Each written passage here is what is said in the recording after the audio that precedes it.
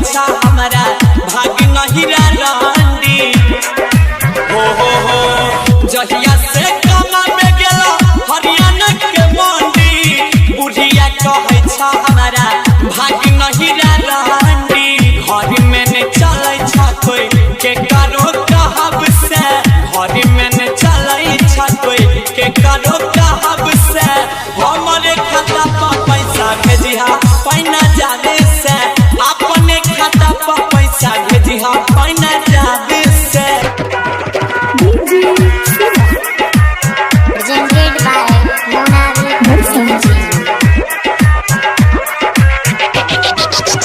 देवर के बात नहीं पूछा भागल भरुआ हमारा पचला पैसा मारे खाती फरुआ देवर के बात नहीं पूछा भागल भरुआ हमारा पचला पैसा मारे खाती फरुआ गौरव राम सन्नी नैते मरी जाए आप से गौरव राम सन्नी नैते मरी जाए